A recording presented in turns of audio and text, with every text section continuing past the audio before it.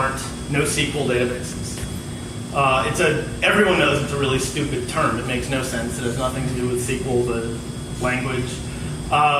We're kind of stuck with it. A couple of people tried to change it around 2009, 2010. They failed. We've got the name. It's stuck. But what it means isn't a category. Because if you name any way to define that category, I'll show you something that's in it that you didn't think was, and something that isn't, that probably should have been. It doesn't make sense. The things that people group together as NoSQL are not technologically related to each other. But NoSQL is something. It's a movement that has happened in the past 6 or so years. It used to be. I can tell there are a few people in the room that have probably been around long enough to verify with me that this is true. It used to be the case that there were actually a lot of different kinds of databases. There aren't anymore, right? Most people, most of the time now, when choosing a database, choose Microsoft SQL Server or Oracle or MySQL or Postgres or any of a few others that are all basically architecturally the same, right? Different checkboxes, different details, how important those are depends on what you care about, but they're all architecturally the same database, right? That model, for lots of economic reasons and other things, won. It's not that there aren't a ton of good things about that set of choices, that all those databases make a whole bunch of choices the exact same way. A lot of those are good choices that make sense a lot of the time. But all the people that knew that we could make different choices and made different kinds of databases weren't exactly wrong before either. And so what NoSQL is sort of the industry starting to realize again that sometimes you don't actually want to make all of those choices the exact same way. Sometimes the architecture that your own business requirements drive is a different one. And that's why I think Amazon, when they released the paper on Dynamo in 2007, started this movement not because of the system they were describing. It was a pretty cool system, right? It inspired us, even though we varied from it a bunch. It was the original inspiration for Riak, as at least someone here knew. But the interesting thing was that a retailer, right? They built this before Amazon Web Services. Dynamo was built before EC2, before S3. A retailer, a company that was just about selling products to consumers. A retailer that is really well known for not wasting its own money. Thought it made sense to pay a really high-end team for a while to build a brand new database.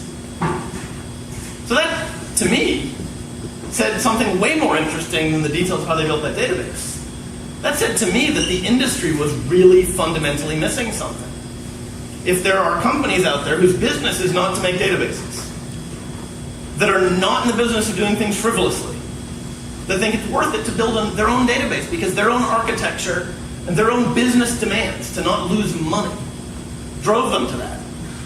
That sort of cracked open this idea of sometimes you want, for your own business reasons, to make some decisions differently than what's now the standard database monoculture, right?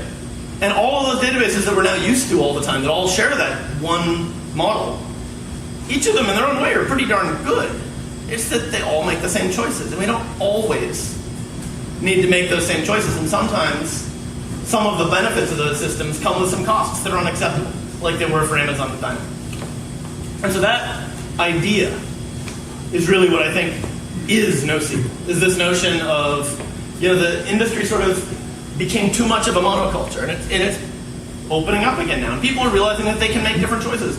Will they always make ones that are going to last and matter historically? No. Some of these systems, someone will build them and it'll last for a couple of years and eventually it won't find a niche and it'll die off. That's fine, right? This is a healthy behavior that we have going on right now. And it's pretty exciting, for me anyway. I think some of these systems will have a lasting change. I've made my bet on one of them, but we're just going to have to wait and see. But I am going to talk about Riak a little bit today, but I'm not going to talk about all of its features. I'm just going to use it as an example, because what I really want to talk about is failure. Eric mentioned a little bit of my own personal history, and one way to describe all those things more simply than naming places I've worked and things I've worked on is distributed systems that actually had to keep doing things when unknown parts are breaking. And this is becoming a bigger and bigger deal to more and more developers now. Right? Sooner or later, almost all of you will be building a distributed system, whether you know it or not, whether you want to or not. And so you're going to have failures in your system. And this is about awareness of how you can build with that in mind instead of dealing with it afterwards. And the fundamental understanding is based on the fact that we all, all of us that are software developers tend to live in this world that's a little too perfect, right? That code is nice and clean, hopefully, but can be. And we can think in abstractions. But everything we do, even if we wrote code without any bugs, which none of us do, is running in an imperfect physical world. And so understanding that the things we build are not going to behave perfectly when they're in the face of reality and production and customers is really the thing I want to talk about. And the only way you can be responsible to yourself, to your company, to your customers, is to know how your system will degrade when those failures happen. Because you can either plan on this, right? Like I said, you're all building a distributed system these days. If you're building anything on the web, almost any applications, you can start out planning, thinking about how your system will work when it's broken, which isn't very fun. But it's pretty important, right? Because the question is, would you rather that you figure out how your system degrades first, or would you rather have Hacker News figure it out first? Right? Those are your only choices. It's not nobody. And things rarely break cleanly. The question is, how can you make things degrade in a way that you can still be extracting success from a system that's failing in its parts? And we have a tendency, when we build things, to think that we know which parts of those things are going to break. Right? Well, this is the scary part of my code. I'm going to put extra exception handling around it. Or, that service over there, Joe wrote that, and I don't really trust Joe. So I'm going to, write all kinds of defensive things around the way I use that. And we assume that some of the other things that we know well won't break as much. And we trust some things more than others in our systems. And we're actually not very good at that kind of judgment. This tool that I trusted is actually in Basho's office. And that was not you can't see because the lights are so bright. It's a hammer. You'll see in a minute. But the real lesson is that you're not going to guess correctly in those cases. Yeah, there you go. I did not expect that to happen. That was very surprising. And it's still around as a reminder that don't make those assumptions. Don't assume that you're going to be right about this. If you were going to be right about that, you wouldn't have made the product in the first place. So, I don't mean this to be a downer. What I'd rather do is say, look, this will happen. Can we come up with a way of thinking about it in the get-go? It turns out we don't have to invent ways to think about things like this. There are already a bunch of frameworks for talking about partial failure. Just as an example, I'm going to talk about one of the ones that I like. It's called Harvest and Yield. Right on. Eric Brewer and Armando Fox came up with this one. Famously, later, Eric tried to give a simpler version of this in a keynote that later got called the CAP theorem.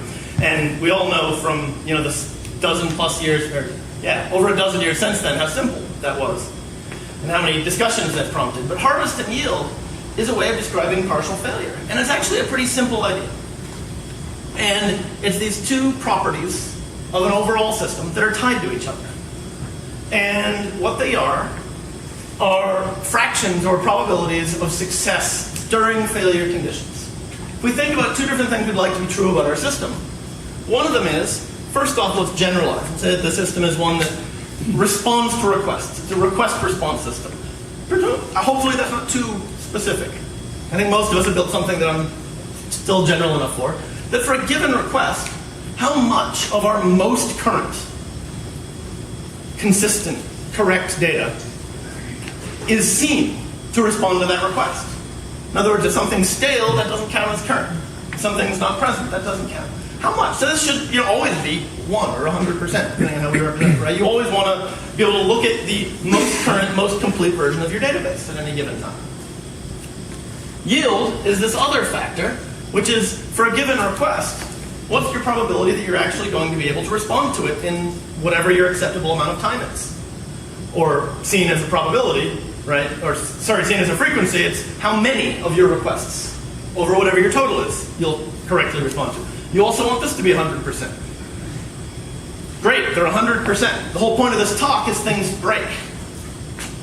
And the interesting result that Eric and Armando had is that the best case scenario that you can have, I'm going to generalize our system a little bit more and have it be homogeneous for the moment. So it's made up of equal parts. You can fudge to fix that later. Is that harvest and yield are in constant tension. So if something reduces one of them, at the best, to get that back without getting more resources, you have to reduce the other one. And the best case scenario you can have when things fail is a linear reduction to one of these things. I'll make it a little more concrete. Let's say we have a database with all of our user data in it, all of our sessions or whatever. And say it gets large and we shard it. We put it across 4 machines. And so now each of those 4 machines has 25% of our data. And I know we wouldn't normally want to do it quite this simply, but it's easier. And so every request that comes in gets to look at all 4. I'm not going to deal with the consistency part of the problem right now. That's a whole other talk.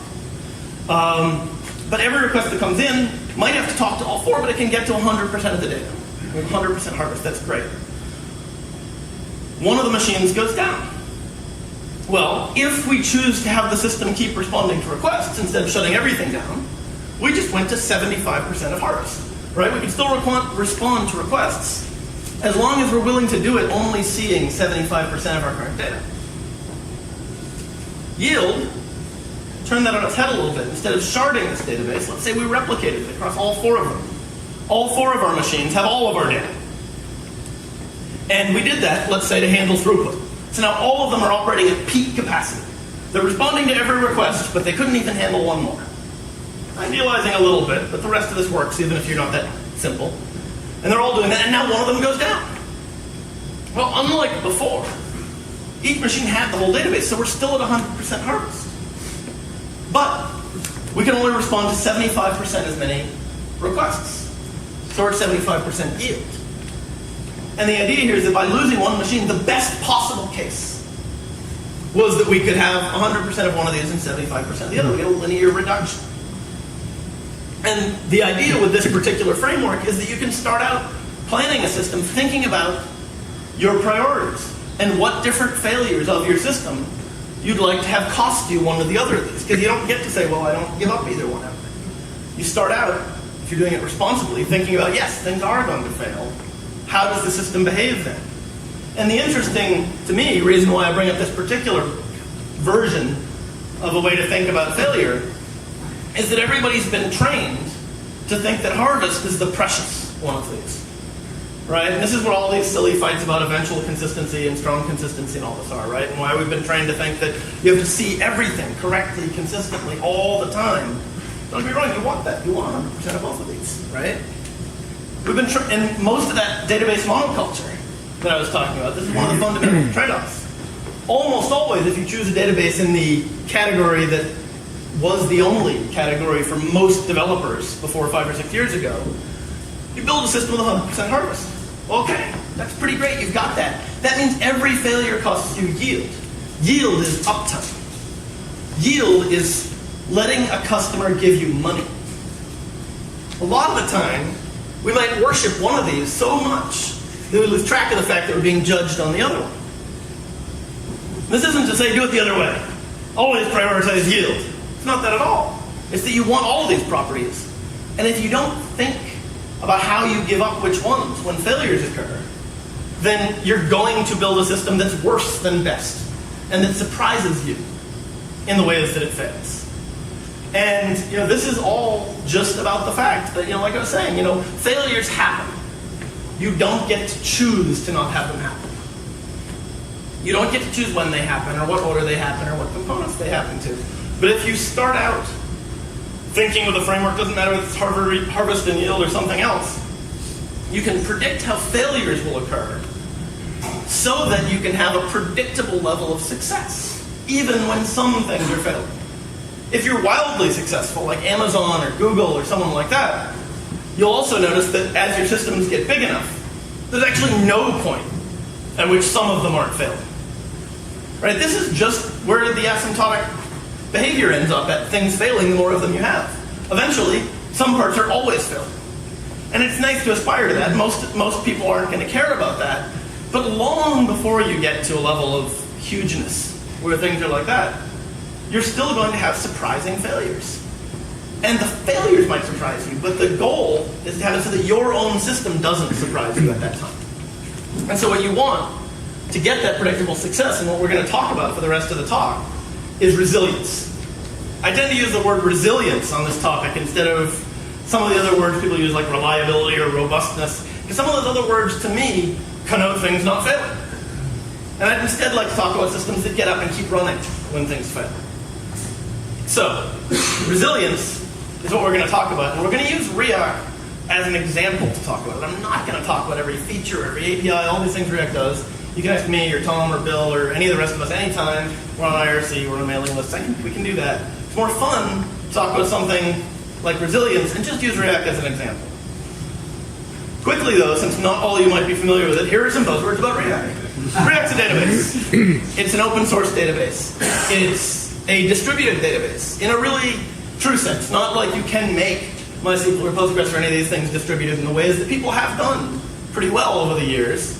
But it's designed from the get-go such that a database is not something that exists on a single machine. It exists on a cluster. And its big goals are availability and scalability, and that's what people come to us for. So this is certainly a topic I can talk a lot more about, but I don't want this to be a here's my product talk. I get bored by those. Maybe you do too. So instead I'm going to talk about things blowing up. First, fun one. Simple one. Someone flips the switch, right? You're running a database. Let's for a moment not be a distributed system yet. Doesn't matter whether it's Riak, MySQL, name your favorite database. Someone flips the switch. Well, there are some databases, hopefully most of you aren't using them, that that simply modify data in place without doing any other mechanisms to manage it when updates occur. And if that occurs, well, guess what? If you reboot during an update in place in the middle of a database, everything could potentially be lost and corrupted. Luckily, most of the database world figured out a few decades ago that that's not okay. This isn't one that you need anything particularly advanced to deal with at a minimum. And so we see things like journals and write-ahead logs that most databases these days at least have an option to do. Even if you choose to turn it off to go faster, at least then it's your problem. But there's a little problem with this, which is that databases are usually really hungry for I/O, right? They're all about managing data on a disk. I mean, except all in-memory databases. They're not databases. They're a different thing. And so now if I add a journal, I've now got two things. My journal and my main memory store, my main storage of data, they're both competing for my rights. So there's another technique. Again, we certainly didn't invent this or almost any of these techniques. I'm just using this as an example. It's been around for a while, which is this notion of log-structured storage. And it's this cool realization. It really started out as log-structured file systems. And there are now a bunch of things out there. One of them is Bitcask, which I can talk about a little bit more, which is the default storage engine underneath Riak. But there's plenty of others out there that are log-structured storage. And the idea there is if I'm going to have to write out this log, this journal of everything, in order to be safe, in order to be able to restart my database without losing something in the middle, why not structure that log so that it can be the database? So that I'm no longer competing with something else. To write something that's really just keep appending my records. Right? This is basically what the inside of a main Bitcask file looks like. You just append, your checksum, your timestamp, your key, your value, boom, it's a row store, go. And this isn't the journal, it's the journal and the database. Now, I mean, of course, for it to really be a database, you need indexes and all these other things. But the cool thing is all the rest of this stuff can be created out of this. And the canonical store simply is the journal. And the neat thing about that idea, which is in a few other systems as well, is again, you get all the advantages of having a journal without having two different subsystems competing for all your I/O. So that's pretty neat. So if we write out these things at the end, we can restart and we just still have our database. What if we had only written part of them? What if we failed while we were writing out one of those rows, one of those records? Now, it turns out that's actually pretty hard to do with modern disk firmware, because the way writes usually get sent to a disk. It's actually pretty hard to write half of a write call actually get written. It's possible. Weirder things have happened. And so we'd like to see how we could figure out that even happened and make it not destroy us. Well, this one's pretty straightforward, and it comes with really, really general purpose advice. You might have seen when I was pointing at those records in Bitcast that there was a CRC at the beginning. The real piece of advice here is check some more than you think you have to. You're probably somewhere if you're whether implementing a database, using a system that transfers records from one machine to another, anything like this, somewhere in that system you're almost certainly doing some sort of a checksum or hash sum or something like that. You're not doing enough of them. Do more. That's how you can verify this sort of thing. If I look at one of these half-written records, I can look at it very quickly and see, first off, maybe it's not even long enough to be a valid record. But if it's longer than my checksum length, I can look at the checksum, look at the rest, and boom, ignore it. Now, the only way we got rid of that and decided not to care about it in Bitcast is just a very simple trick, which is it will only ever open a given file for writing one time ever. So when you restart Bitcast, it'll still use old files for reading, but during that run, it'll only write to new ones. One of the little side effects of this is if we did shut down during a write, that record's also the last record. So we don't have to worry about the next piece and the next piece. We can just get to the end, it's corrupt. Well, that's just garbage, but we're moving on. We do actually have ways to check if there's a corrupt record in the middle, but it's even harder to actually make that happen, so that's a different problem. So, by invalidating only the record at the end, we don't have to lose much data, right? Even if we couldn't possibly have saved that one thing. Now, I've been talking about Bitcast so far as the example. Bitcast is what a lot of people refer to as an embedded database, meaning you don't talk to it over a network or anything like that. It's not an application. It's more like Berkeley DB or something like that you'd use inside some other system, a database or otherwise. And so, normally you draw, you don't have to actually be able to read it. Some sort of a stack like this, although it would be nice if you could read it, but can't make it right. Bitcast, the point is, it's this bit at the bottom, right? It's our storage engine. The rest of that's Riak. That's a Riak server's stack, right? It's the way everyone draws their software architecture stack. But Bitcast is one part of a fairly large piece of software. And I talked before about how we try to figure out what's going to break, and we write code to handle it, right? And the typical thing that many of us do, right? Bugs can happen anywhere, right? Any part of this whole system can have bugs, and like any reasonably complicated piece of software, particularly server software, there's lots of interdependencies. There are things that affect other things here. And we could write code the way most people do, which is everywhere that we interact with any other component, write tons of exception handling. Test everything for success and failure. This is standard good practices, right? Check everything for possible failures and exceptions. This is what you get taught to do. I happen to think that that's an incredibly backward way to program. It makes your software much harder to read because you can't just read what it's supposed to do. You have to read that intermingled with what happens when different things are failing. And it starts out with an idea that's fundamentally wrong, which is that the person writing the code is capable of enumerating the ways it'll break. If that was the case, you wouldn't have needed to do all that work. So we use a different model, and part of this is made way easier by the fact that that Riak is written in Erlang, although there are other ways to do this without such a weird programming language as the one we happen to like. And it's called Let It Crash, or the Supervisor Mode. And the idea is that almost all of your code, you write as though everything works perfectly. In fact, it's implying assertions on almost every line. It's basically saying, please blow up if everything doesn't work perfectly. It's the opposite of writing all those exception handlers. The thing that makes this okay is that each unit of code that does that, and you do have to structure things fairly thoughtfully for this to work, is running its own little lightweight process. And there's one other kind of lightweight process called a supervisor. And all it does is start the workers, right? All the rest of the work in the system, all the actual logic. And it notices when they crash. And all a supervisor does is it has a little strategy for knowing what to do when that happens.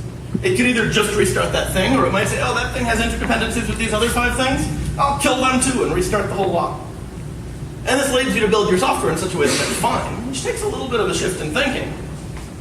But it also means it lets you write much shorter, simpler, cleaner code that's able to catch bugs you couldn't imagine.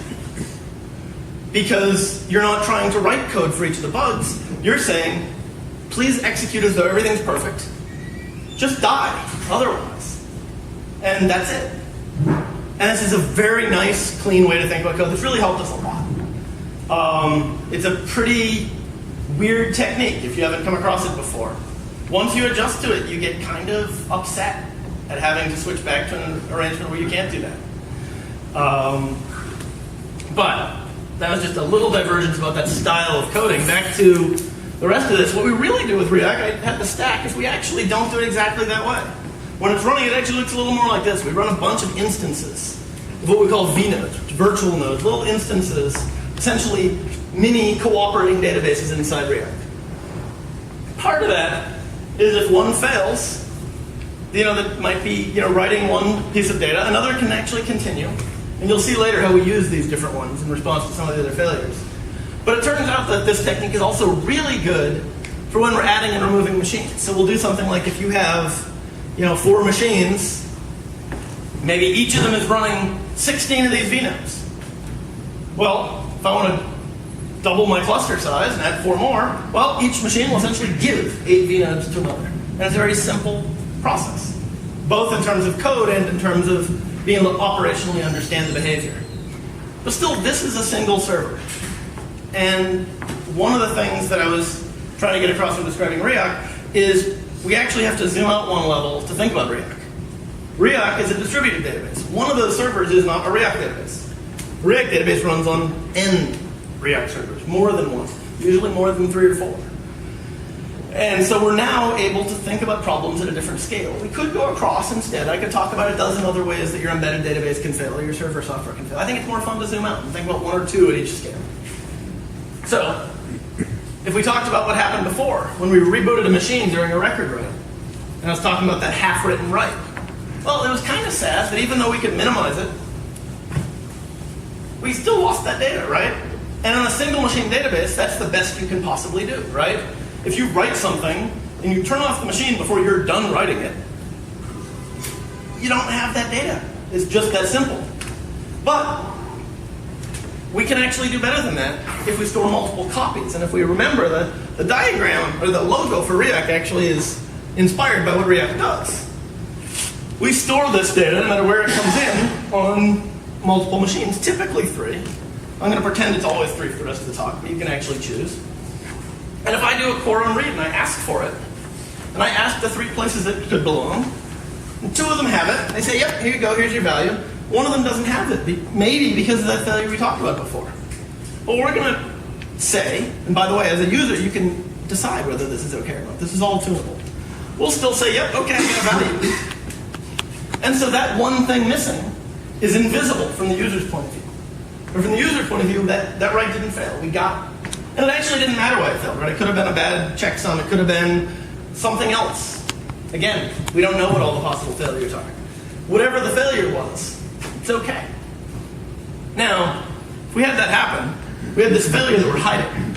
You might think that we don't want to just hide it. Because what if we fail more? What if we fail in the wrong combination? Well, when Riak does this and hands this back, it has this neat technique called read repair.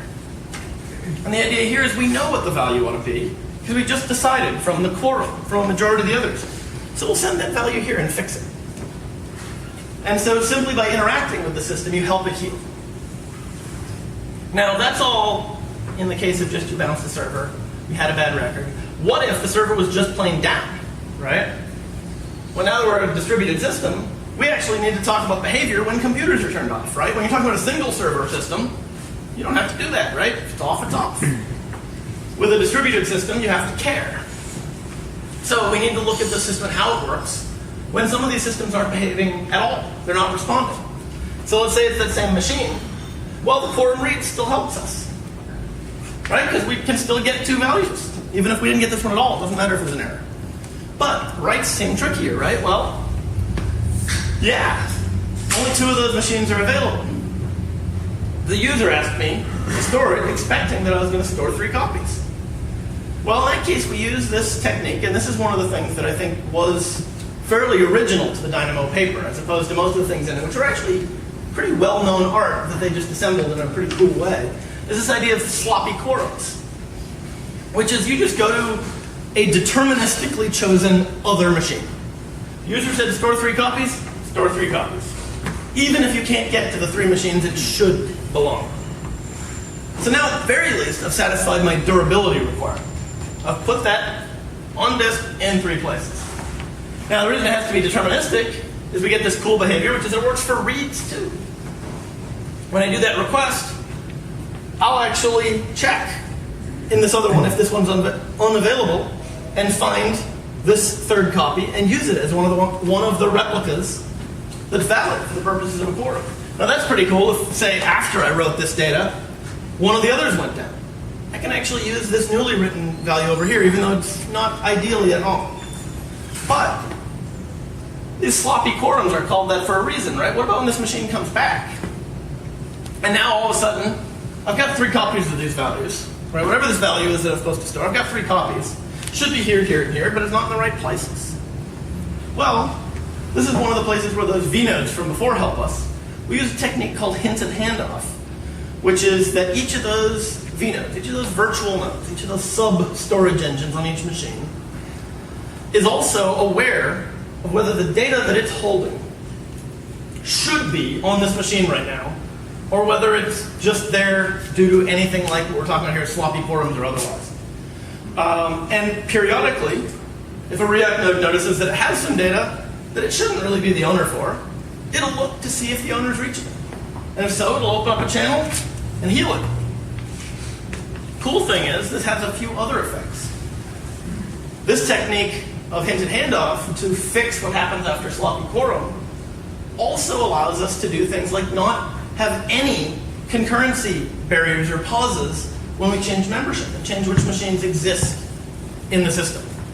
Right? Normally, a distributed system, one of the hardest problems is how do you deal with it when you change which machines are in? How does everyone know what the new role of every machine is at exactly the same time?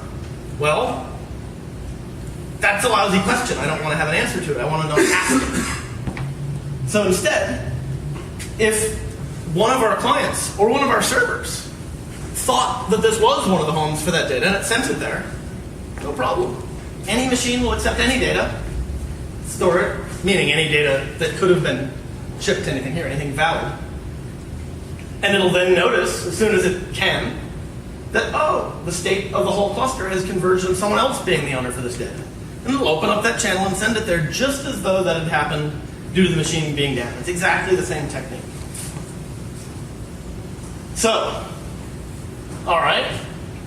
Now, that's pretty cool. Machine's down, we're okay. What if the machines are up, but cosmic rays or other things made our disk fall apart? Someone yelled too hard at your server rack. Someone was mean to it. Disks flake out. If you have enough of them, eventually you'll notice that some of them don't just die. Some of them will actually have wrong data. And some of that can be helped if you're checksumming all your data and using different layers of your system to do that. But that doesn't actually stop the data from degrading over time. And this is another one of those things where the more systems you have, the likelihood of seeing this on some of your machines starts to go up very sharply eventually. And so some of these techniques, like checksums, will help you find that if you look at the data. Read repair that I talked about a couple minutes ago. That'll help you fix the data when you go look at it. But if you have a lot of data, and you're not looking at all of it all the time, if some of it just is allowed to get old, what if, in a system like this, part of one of your replicas of something degraded, a year later, part of another one did, a year later, part of the third one did, and you'd never read it during any of that time. You couldn't have repaired that data. Well, we don't want you to lose that data either. And so the technique that we use there is this notion called active anti-entropy. And that's in contrast to things like read repair, where the cluster is passive. It's not out fixing itself. But when you ask it to go look at something, if it sees that it can be fixed, it will. Active anti-entropy is something that Riak, and this is a relatively new feature in Riak, does all the time. Or each of these servers that knows it overlaps in ownership with one of these, and that it should own some of the same data, will keep a hash tree so that if this machine has some data corrupt, and this machine has that same data uncorrupted, they'll periodically talk navigation of the checksums of their entire data set. This is based on the ideas in a Merkle tree. It's the way that you can efficiently do this. If you don't know what that data structure is, you can ask that question later. Or now, if you want to interrupt me, that's fine. Anyone that wants to ask a question anytime, we can have a conversation. But the idea is that you can fairly efficiently find out which pieces of data you think should be the same, but are different. And then you can send each other that data and resolve it. And so this will allow the system to simply heal itself, even if no clients are looking at it. This is a pretty big deal for people that have data that has a large subset of that data that can be cold, but you still are not okay with ever losing any of it. Now we got, yes?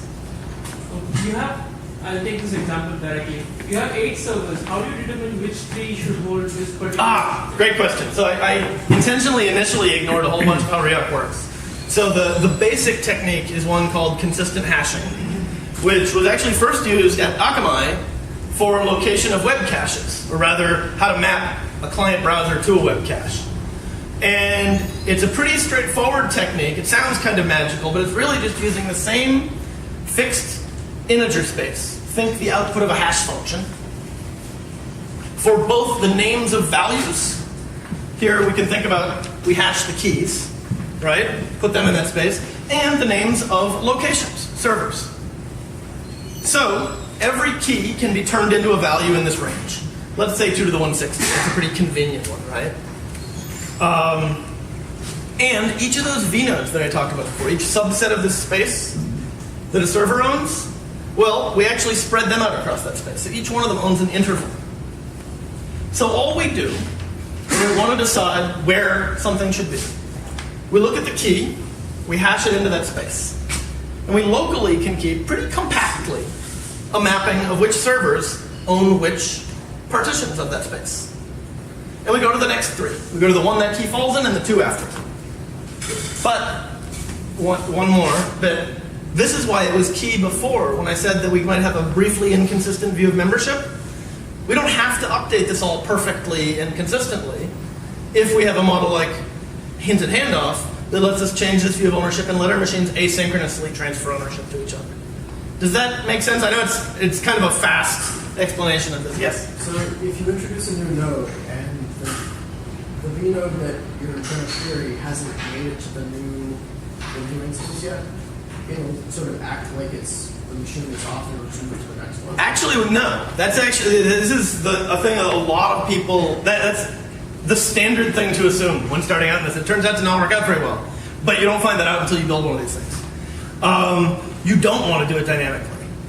If you figure out ownership dynamically, then you're shuffling data around all the time and you end up doing a huge amount of work you really don't want to do. So instead, when you add a node, we go through sort of an exchange protocol where one of the nodes will act kind of like a leader, but not in any consensus-driven sense. We'll just have one node at a time will happen to be doing this process, at most one. If we can't figure out which one, we'll wait.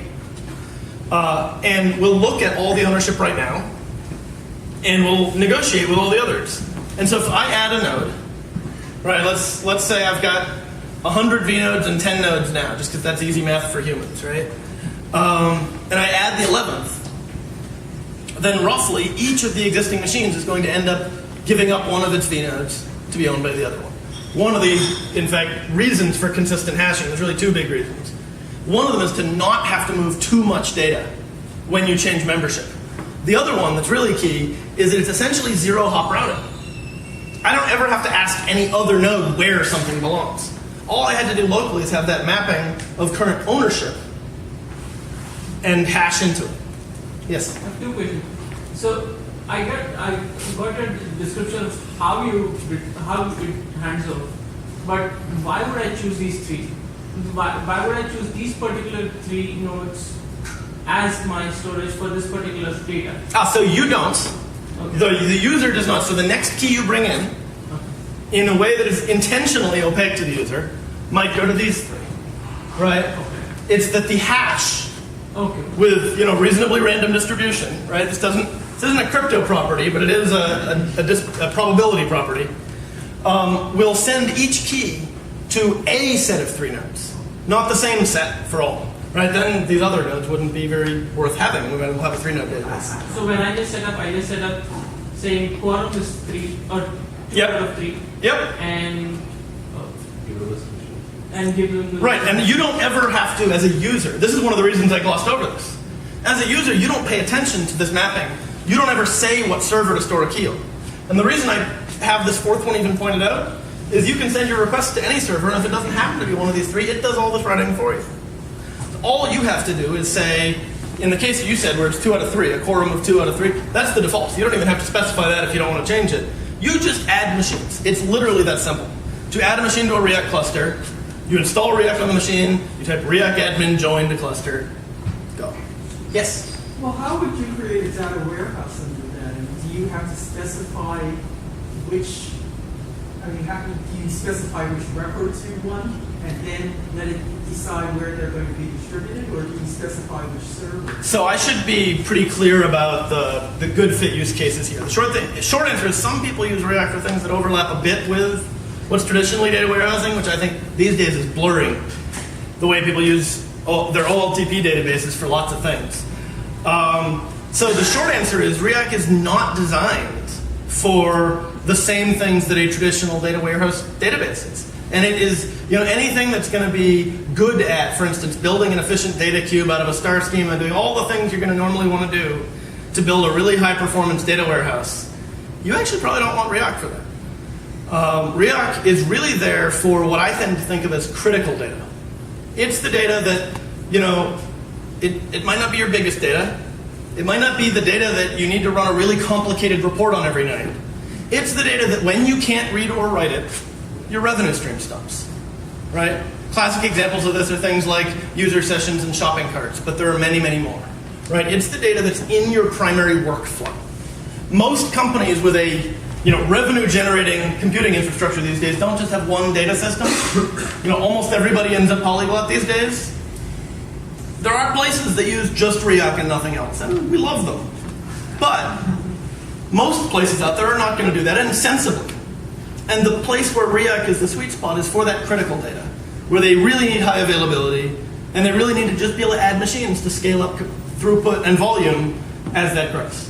So the short answer is, if you're trying too hard to figure out how Riak works as your data warehouse, you actually should use an existing, more aimed at the data warehouse problem product. And Riak is a pretty weak fit for that. So when you're saying high availability, you're talking about data that is constantly more new data being added rather than data that's being constantly updated. I do mean both, actually.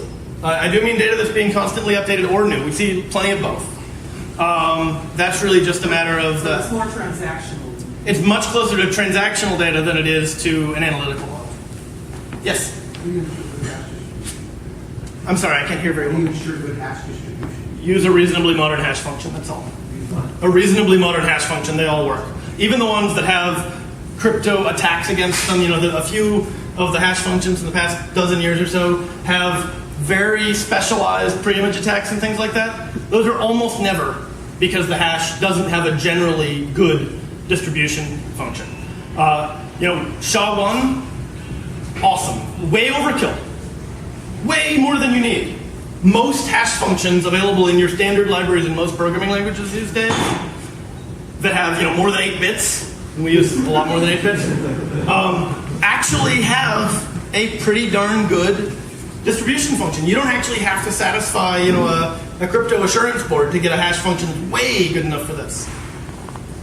So yeah, it's really just the fact that that's a problem that's already well more than enough solved that we don't have to do anything new there. Yes? In this setup that you have here, let's say the first 2 nodes receive the updates, but the 3rd node doesn't receive the update. So it might look as if that node is out of date. Mm-hmm. So what happens in that case? Oh, right on. So do you mean when we get to it with anti-entropy? Right. The active anti-entropy? So what'll happen is, one of the nodes that has the data, doesn't matter which one, they'll all eventually do so. Okay. We'll talk to the node that's missing that piece of data. And I'm not right now, though, because I do actually have a little more stuff we can talk about, going to explain how everything about a Merkle tree navigation works. But it's a pretty cool data structure that lets you take a whole bunch of things you've hashed and verify subsets of those hashes matching. So first, they can test, do we have any differences? Most of the time, the answer will be no, and this is a very cheap operation, and you just continue, right? Under normal operation where nothing's failing, this is very easy. And the idea is that this data structure lets you narrow down if the answer is yes to what the things are, and then we'll send them over to the one that's missing. Any other questions on stuff I've said so far? Yes? From a security standpoint of it, if you break into the system, don't you have access to all the data? Yeah, so once this is definitely a system that has a soft, chewy interior. You can put a lot of things in terms of exterior, but yeah, absolutely. Each of these systems is a peer, and this is a trusting peer-to-peer system, not an untrusted peer-to-peer system. Now, there's a lot of trade-offs there, right? There's a lot you can do to build a system like this, and I'm pretty familiar with some of the techniques to make it work without the same degree of trust. Some of the techniques we've chosen in this particular case are trade-offs that make some of those internal to the cluster security problems harder in exchange for other things. But you're absolutely right. This is not a system where by the way, when I talk about a cluster here, this is actually a perfect segue to what I'm going to do next. Last question for now. Is when I'm talking about a cluster here, I'm talking about machines that are in the same data center. That are usually, although clusters can get bigger than this, in the same rack. Right? Most people don't run a cluster of more than about 20 machines, though there are definitely some that are much bigger. But are certainly on local network to each other. And so it's not that that's not a concern. But it's a very different concern than if these were spread out across the internet from each other. So, to get to this, we zoomed out, right? First I talked about Riak as a server. We zoomed out and talked about Riak as actually a distributed system. And now we're pointing out that this cluster is all in one database. But what if you want to deal with bigger things? Whole data centers going down. Or there's other reasons. We're mostly talking about failure, but what if you just want your data to be close to your American users and your European users and your Indian users and so on? Well, we can zoom out one more time and run multiple clusters and make them aware of each other. And this is very different from what I just pointed out that we don't do, which is spreading out a cluster. And not just or even not primarily for that security reason, but because failures locally have really different properties than failures globally, right? The internet tends to work differently than your own single piece of Cisco gear, right? They have different pros and cons in terms of failure modes. So the nice thing about setting up a Riak cluster, setting up another one, and then just telling them about each other, and we can do things like use SSL and tunnel through a NAT and so on, so this is reasonably practical for most people as long as there's some way to route from one to the other, is that these two clusters will now send data to each other. You can do it actually unidirectionally or bidirectionally, it's up to you. This is going to be asynchronous.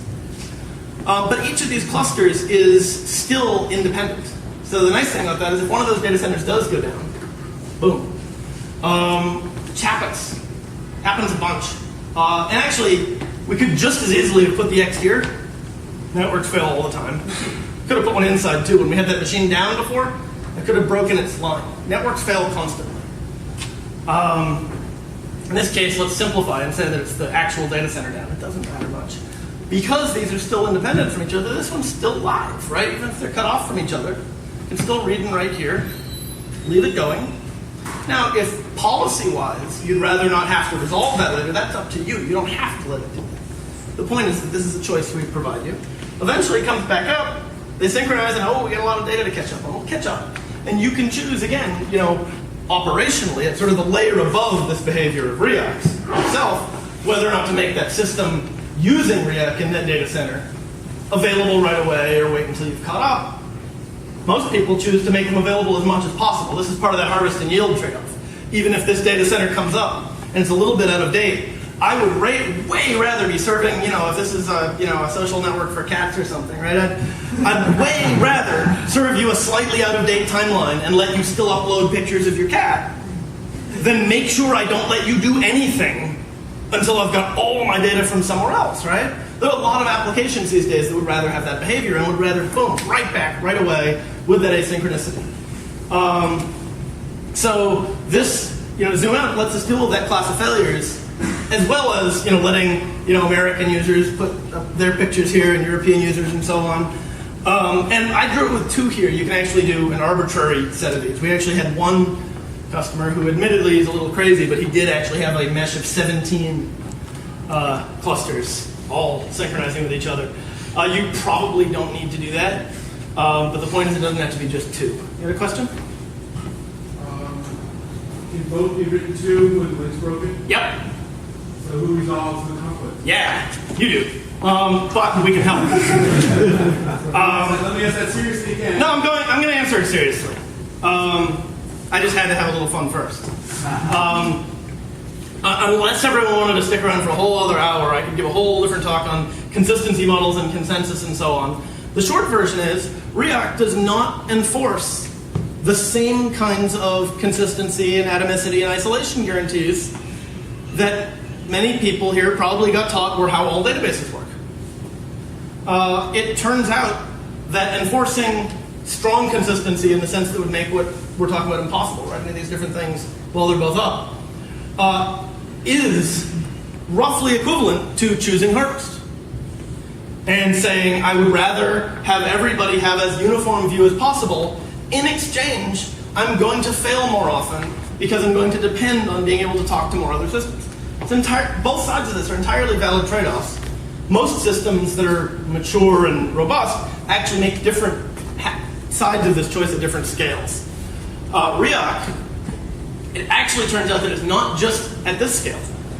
We also allow this even if you're only in one cluster. If you weren't scared enough by what we do already. If you write to the same piece of data concurrently with 2 clients that actually do overlap, and so you write to those same 3 nodes coming in a different order, and one of them gets to the first 2 first, and the other one gets to the third one first. You create that conflicting data. We basically have 2 choices. We can either do what many databases do, which is essentially say, no, the transactions, right, hold you back. And of course, I can queue up those things and keep retrying for you, but I don't actually know how long this behavior is going to go on. Or I can err on the side of availability and say, yep, let it in.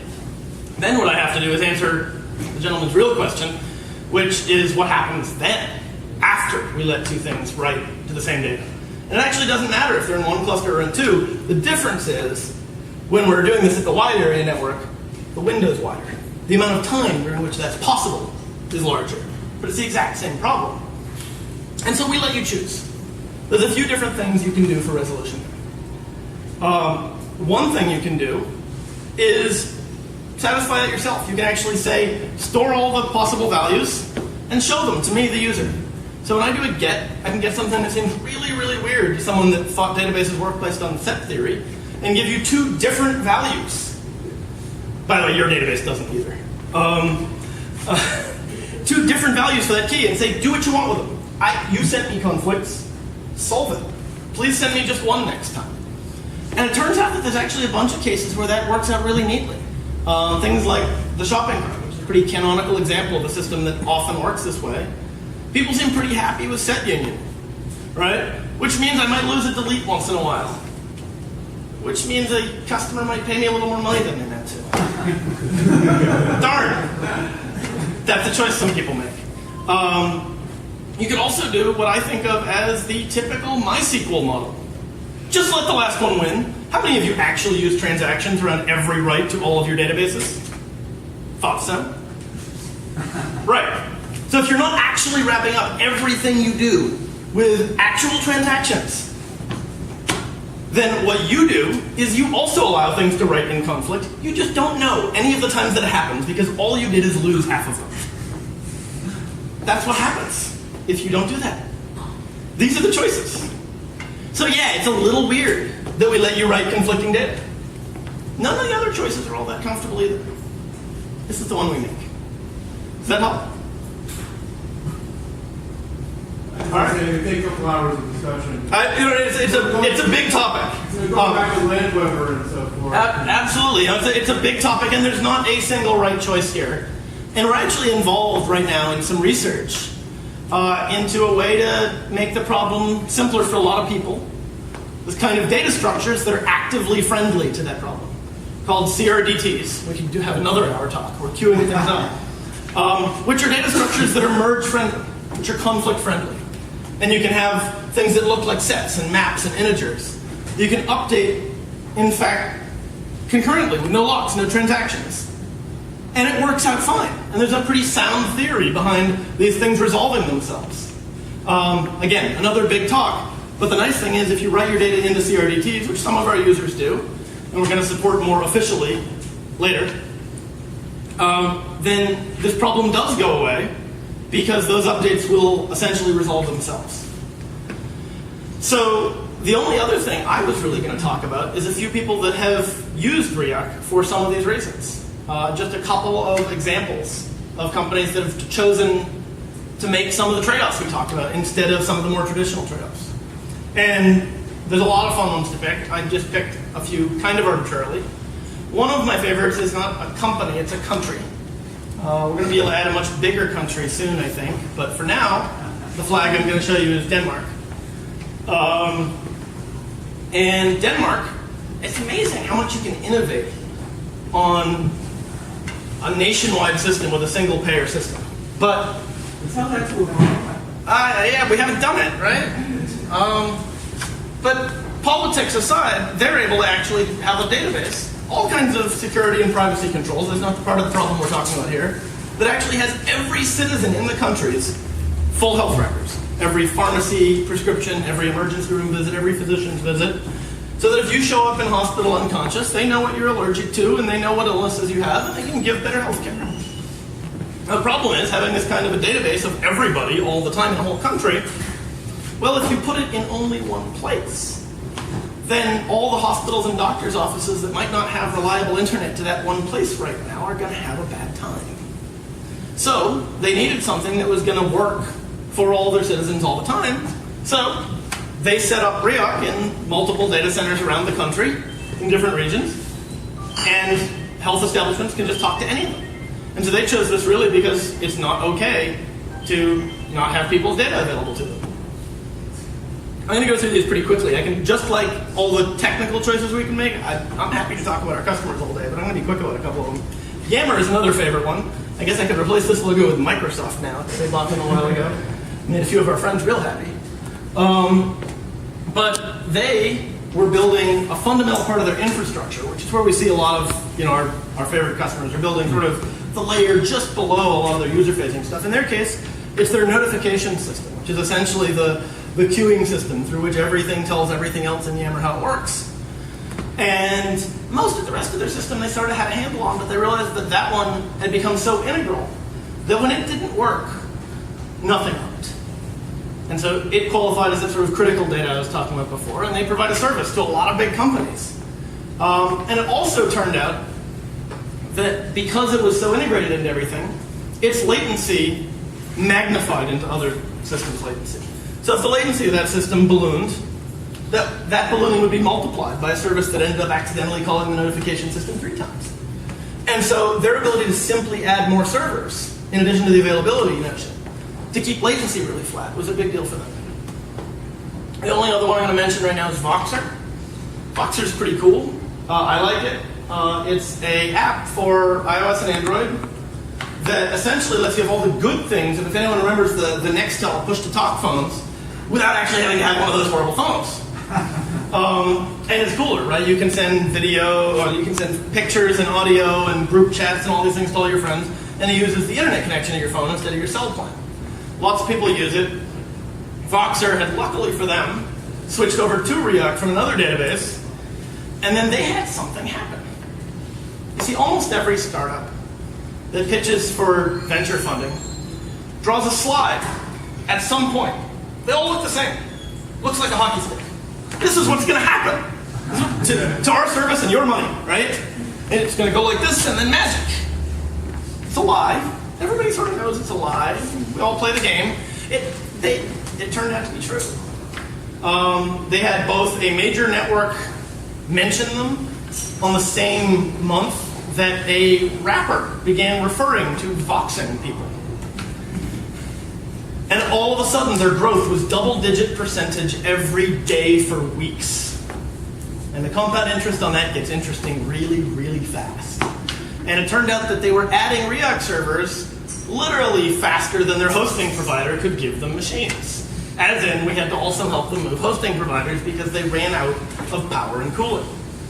And so the fact that you could just add machines, like we were talking about before, it's just one-liner, go. It's a pretty big deal when you're adding 30 or 40 of them every day, which you can't go on at that rate forever, but some days. And the availability element was a pretty big deal too. But for them, the time that they really got saved is the fact that they could make it over that. And so that scalability element with the availability, the only reason I mention these is that that's the things that we find to be the interesting problems we've chosen to tackle. And the reason I like to emphasize that is this whole NoSQL thing, like I talked about before the talk, is about the fact that there's not a right set of trade-offs and choices in a database system, which is a pretty complex thing. There's a lot of different trade-offs and choices we get to make. We make most of ours looking at how can we be absolutely best at availability and scalability. And we're willing to sacrifice other things to do that. We acknowledge that these things are trade-offs. So there's a bunch of use cases for which I think earlier today I recommended to someone in this room that they go use MySQL or Postgres for something when they asked me how to use Riak. My sales staff hates me. But we've chosen to take some trade-offs and own them and build things based on them. And that's what we're going to keep doing. So hopefully, even those of you that have no use for something that solves the problems Riak solves, maybe one or two of the techniques or ideas I talked about might be valuable to you somewhere else.